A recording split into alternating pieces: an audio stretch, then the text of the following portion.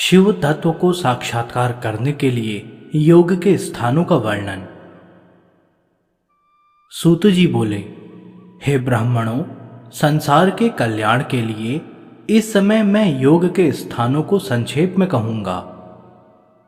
गले से नीचे और नाभि के ऊपर एक बालिस्त की दूरी पर तथा नाभि के नीचे आवर्त में और दोनों भौहों के मध्य में योग के स्थान कहे गए हैं।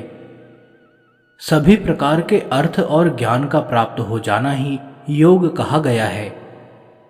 शिव जी की कृपा से उसमें हमेशा एकाग्रता होनी चाहिए। भगवान की कृपा से जो ज्ञान प्राप्त होता है उसको ब्रह्मा आदि देवता भी कहने में समर्थ नहीं है। योग शब्द से ही निर्वाण, मोक्ष अर्थात महेश्वर शिव का लोक प्राप्त हो जाता है, ऐसा कहा गया है। उसका हेतु ऋषियों का ज्ञान है जो शिव की कृपा से ही प्राप्त होता है। ज्ञान से इंद्रियों के विषयों को रोककर पाप को जला देना चाहिए। इंद्रियों की वृत्ति के निरोध से ही योग की सिद्धि होगी। हे श्रेष्ठ ब्राह्मणों, चित्त की वृत्तियों का निरोध ही योग कहा गया है। योग की सिद्धि के निम्न 8 प्रकार के साधन कहे हैं। प्रथम यम, दूसरा नियम, तीसरा आसन, चौथा प्राणायाम, पांचवा प्रत्याहार, छठा धारण, सातवां ध्यान तथा 8वां समाधि। परम तपस्या ही यम कहा जाता है। हे योगियों में श्रेष्ठ मुनियों, अहिंसा सबसे पहला यम का हेतु है। इसके बाद सत्य, अस्तेय अर्थात चोरी न करना, ब्रह्मचर्य, अपरिग्रह अर्थात अधिक इकट्ठा न करना आदि भी यम के हेतु हैं। यहां तक कि नियम का मूल भी यम ही है, इसमें कोई संशय नहीं है। अपने समान ही संसार के सभी प्राणियों को समझना ही अहिंसा कही है, जो आत्मज्ञान की सिद्धि को देने वाली है। देखी हुई, सुनी हुई, अनुमान की हुई, अनुभव की हुई तथा दूसरे को भी पीड़ा पहुंचाने वाली न हो, ऐसी कही हुई बात को सत्य कहते हैं। ब्राह्मणों के लिए अश्लील बात न कहना तथा दूसरों के दोष जानकर भी न कहना चाहिए, ऐसा वेदों का आदेश है। अपने ऊपर या दूसरे के ऊपर आई हुई मुसीबत में भी किसी का धन न लेना ही संक्षेप में अस्तेय कहा गया है तथा मन से, कर्म से, वाणी से भी लेने की इच्छा न करें। मन, वाणी और कर्म से मैथुन में प्रवृत्ति न रखना ही यतियों को और ब्रह्मचारियों को ब्रह्मचारी कहा है। यह बात सन्यासी तथा जिनके पास पत्नियां नहीं हैं, ऐसे महात्माओं को विशेष रूप से पालन करने को कही है। सपत्नीक गृहस्थी को भी इसका पालन बताता हूं। उनको तो केवल अपनी पत्नी के साथ विधिपूर्वक मैथुन करना तथा अन्यों की पत्नी से अपनी निवृत्ति मन, कर्म और वाणी से करनी चाहिए, ऐसा स्मृतियों में बताया धर्म है। विधिपूर्वक अपनी ही पत्नी से संभोग करके स्नान करना चाहिए, ऐसा सदगृहस्थी भी आत्मयुक्त ब्रह्मचारी कहा गया है। ब्राह्मण, गुरु तथा अग्नि के पूजन में अहिंसा का त्याग भी हो जाए तो भी कोई बात नहीं है, क्योंकि इस प्रकार की विधि पूर्वक की गई हिंसा भी अहिंसा ही है, ऐसा स्मृतियों तथा वेद का भी मत है। स्त्रियों को सदा परित्याग करें, उनका साथ कभी न करें। मुर्दे में जिस प्रकार का चित्त हो जाता है निवृत्ति का, वैसी ही निवृत्ति का चित्त स्त्रियों के प्रति रखना चाहिए। स्त्री अंगार के समान और पुरुष घी के समान है, इसलिए नारी का संसर्ग दूर से ही परित्याग कर देना चाहिए। भोग से विषयों की तृप्ति कदापि नहीं हो सकती है। मन, कर्म, वाणी से विचार करके तथा वैराग्य से ही विषय शांत हो सकते हैं। इंद्रियों के द्वारा विषयों को भोगने से काम, इच्छाएं शांत नहीं होती। अपितु अग्नि में घी आहुति देने के समान वे अधिक बढ़ाती हैं। हे वेद शास्त्र जानने वाले ऋषियों, त्याग से ही अमरत्व मिलता है। वह कर्म, संतान या द्रव्य से प्राप्त नहीं हो सकता। इसलिए मन, वाणी और कर्म से विराग करना चाहिए और ऋतुकाल को छोड़कर मैथुन से निवृत्ति रखना ब्रह्मचर्य कहा है। हे श्रेष्ठ ब्राह्मणों, ये मैंने आपसे यम कहे। अब नियमों को बताता हूं। शौच, यज्ञ, तप, दान, स्वाध्याय, इंद्रिय निग्रह, व्रत, उपवास, स्नान, अनिच्छा, ये 10 नियम कहे हैं। शिव मंत्र का जप तथा पद्म आदि आसन कहे हैं। भीतरी बाहरी पवित्रता ही शौच है। बाहरी पवित्रता से युक्त होकर भीतरी पवित्रता का आचरण करना चाहिए। शिवजी की पूजा करने वाले को अग्नि, वरुण तथा ब्राह्मण संबंधी कर्तव्य करने चाहिए। विधानपूर्वक स्नान आदि करके पुनः भीतरी पवित्रता का आचरण करना चाहिए। तीर्थ के जल में सदा ही मिट्टी आदि भस्म शरीर में लगानी चाहिए।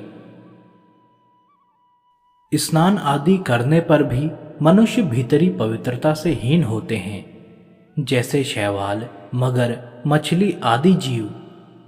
सदा मछली के द्वारा जीवन यापन करने वाले धीवर आदि भी सदा जल में रहते हुए भी मलिन, अपवित्र रहते हैं।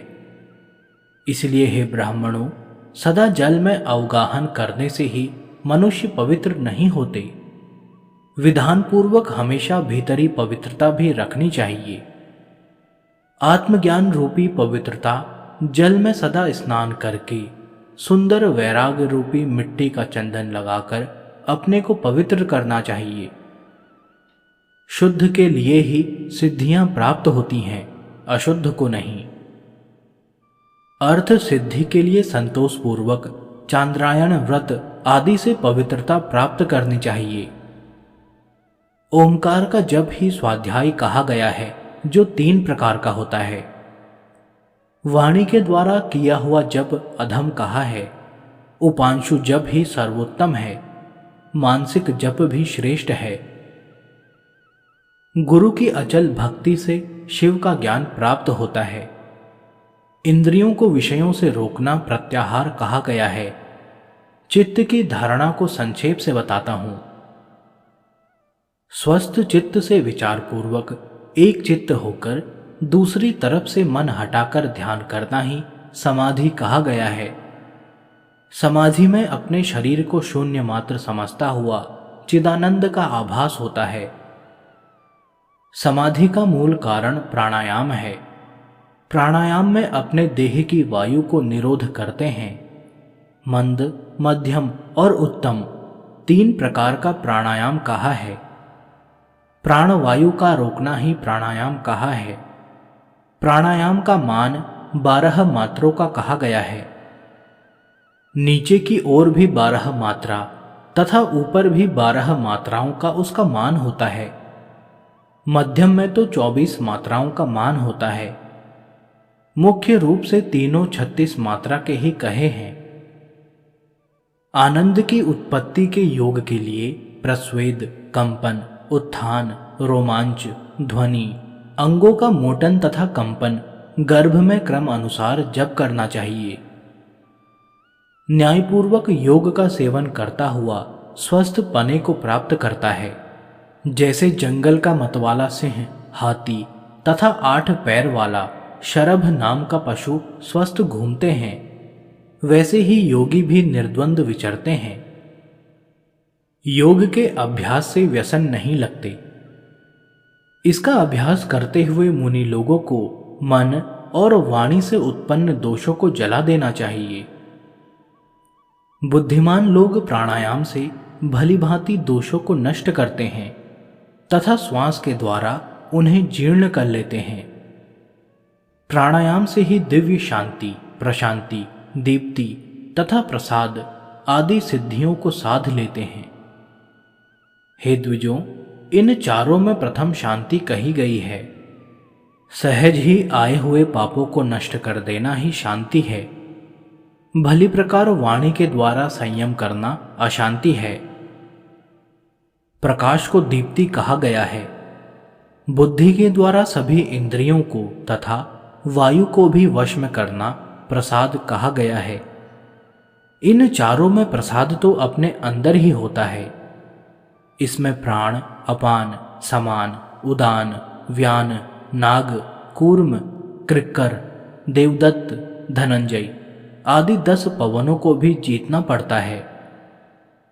प्रयाण चलना करती है, इससे वायु को प्राण कहते हैं। आहार आदि क्रम से जो वायु नीचे की तरफ जाए वह अपान वायु पाद है। व्यान नाम की वायु अंगों में व्याधियां पैदा करती है तथा ऊपर की ओर चलती है। मर्मों को जो झकझोरती है वह उदान नामक वायु कहलाती है। अंगों को जो समान रूप से ले जाती है वह समान नामक वायु है। उद्गार डकार को नाग नाम की वायु कहा है। उन मीलन को कूर्म कहा है। भूख लगाने वाली वायु को कृक्कर कहते हैं। जंभाई वाली वायु को देवदत्त कहा है। बड़ी भारी आवाज करने वाली वायु को धनंजय कहते हैं। वह मरने पर भी रहती है। इस प्रकार ये 10 वायु प्राणायाम से सिद्ध की जाती हैं। शांति आदि चारों सिद्धियों में प्रसाद चौथी है। विस्वर, महान, मन, ब्रह्मा, चित्त, स्मृति, ख्याति, ईश्वर, मति, बुद्धि इनको महत नाम वाला कहा गया है। और ये बुद्धि प्रसाद तथा प्राणायाम से सिद्ध होते हैं। सभी द्वंद्वों में जो विनाश्वर भाव है उसे विस्वर कहा जाता है। सभी तत्वों में सर्वप्रथम पैदा होने से दूसरा महान कहा है। हे ब्रह्म को जानने वाले मुनियों, जो प्रमाण में छोटा है उसे मनन करने के कारण मन कहा है। बड़ा और चौड़ा होने से ब्रह्म कहते हैं। सर्व कर्मों को भोग के लिए जो चुनता है उसे चित्ती कहा है। सभी संबंधों को स्मरण करता है, इससे स्मृति कहा है। ज्ञान आदि के द्वारा अनेकों की व्याख्या करता है, इससे उसे ख्याति कहते हैं। सभी तत्वों का स्वामी, सभी कुछ जानने वाला ईश्वर कहा गया है।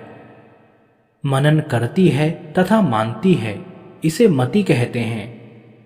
अर्थ का बोध कराती है तथा बोध करती है, इससे उसे बुद्धि कहते हैं। इस बुद्धि के प्रसाद से प्राणायाम सिद्ध होता है। यम का पालन करने वाला आदि में सब दोषों को जलाकर प्राणायाम करता है। धारणा के द्वारा पातकों को प्रत्याहार से जला देना चाहिए। विषयों को विष के समान जानकर ईश्वर के गुणों का ध्यान करना चाहिए। समाधि द्वारा प्रज्ञा को बढ़ाना चाहिए। स्नान करके अष्टांग योग को क्रम पूर्वक करना चाहिए। विधि से योग सिद्धि के लिए आसन प्राप्त करके आत्मा को देखें। आदेश और असमय में योग साधन न करें। अग्नि के अभ्यास में, जल में, सूखे पत्तों में, जंतुओं से व्याप्त जगह में, शमशान में, जीर्ण पशुओं के कोष्ठ में, शब्द होने वाले स्नान में तथा शब्द वाले समय में, दीमक के घर में, अशुभ जगह में, दुष्ट पुरुषों से आक्रांत जगह में, मच्छर आदि से युक्त स्थान में, शरीर में बाधा उत्पन्न होने पर, दुर्गम होने पर योग साधन न करें तथा गुप्त शुभ स्थान में, रमणीक पर्वत की गुफा में, शिवजी के क्षेत्र में, शिवजी के बगीचे में, वन में अथवा घर में, शुभ देश में, जंतुओं से रहित निर्जन देश में, अत्यंत निर्मल, अच्छी प्रकार लिपा पुता, चित्रित, दर्पण के दरस से युक्त, अगर धूप आदि से सुगंधित, अनेक प्रकार के फूलों के वितान से घिरा हुआ, फल, पत्ते तथा मूल आदि से युक्त, कुशा, पुष्प आदि के सहित स्थान में सम आसन पर बैठकर बुद्धिमान को स्वयं योग अभ्यास करना चाहिए। सबसे प्रथम गुरु को प्रणाम करें। इसके बाद शिव को, देवी को, गणेश को, शिष्यों सहित योगीश्वरों को प्रणाम करके युक्तिपूर्वक योग में लगना चाहिए। आसन पर बैठकर पद्म अथवा अर्धासन बांधकर बैठें। समजंघाओं से अथवा एक जंघा से दोनों पैरों को सिकोड़कर दृढ़ पूर्वक आसन बांधकर रहें। आंखों को एक जगह स्थिर करके छाती को सीधी रखें। पास की एड़ियों से अंडकोशों की तथा मूत्र इंद्री की रक्षा करें। कुछ कुछ ऊपर को उठा हुआ सिर रखें। दांतों को दांतों से स्पर्श न करें। नासिका के अग्रभाग को ही देखें, इधर उधर न देखें। तमोगुण को रजोगुण से, रजोगुण को सतोगुण से ढक लेना चाहिए तथा अपने में स्थिर होकर शिव के ध्यान में अभ्यास करें। ओमकार का, शुद्ध दीप शिखा का, श्वेत कमल की पंखुड़ी पर शिव का ध्यान करें।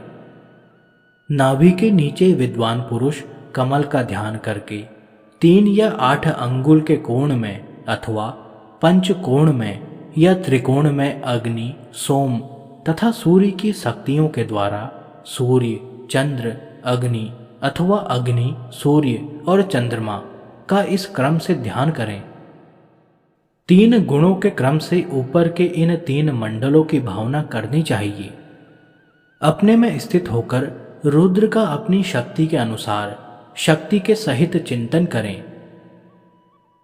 नाभि में अथवा गले में अथवा दोनों भौहों के मध्य में यथाविधि ललाट की फलिका में मध्य सिर में योगस्थ होकर ध्यान करना चाहिए।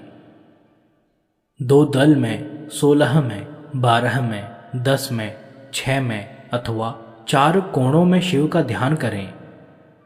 स्वर्ण की सी आभा वाले, अंगार के समान, श्वेत अथवा 12 आदित्य के समान तेजस्वी अथवा चंद्रमा की परछाई के समान, बिजली की चमक के समान, अग्नि के वर्ण वाला अथवा बिजली की लपट के समान आभा वाले परमेश्वर का चिंतन करना चाहिए अथवा करोड़ों वज्र, हीराओं की सी चमक वाले अथवा पद्म राग मार्ग की आभा वाले नील लोहित शिव का ध्यान योगी को करना चाहिए।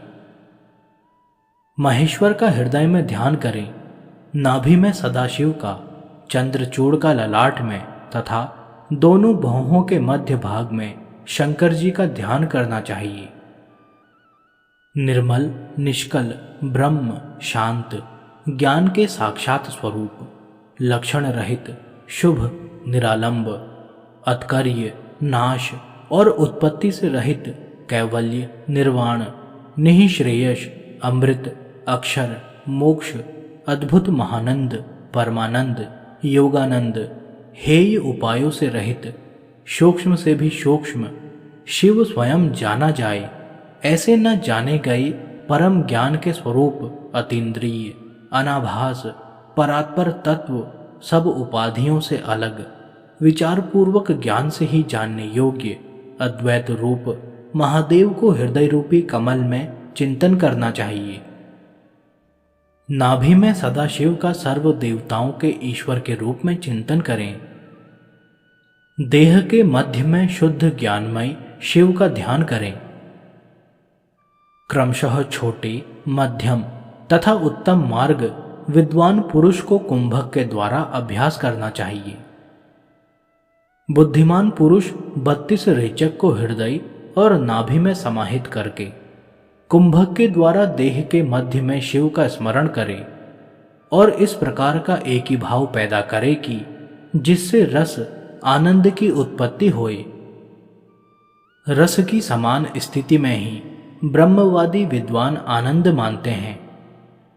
12 धारणा आदि के द्वारा समाधि में जब तक स्थित रहता है तब तक आनंद उत्पन्न होता है, अथवा ज्ञानियों के संपर्क से पैदा होता है, अथवा प्रयत्न से शीघ्र या देर में पुनः पुनः लगने से ज्ञान प्राप्त होता है। गुरु के द्वारा बताए जाने पर अभ्यास करते हुए भी नाश को प्राप्त होते हैं।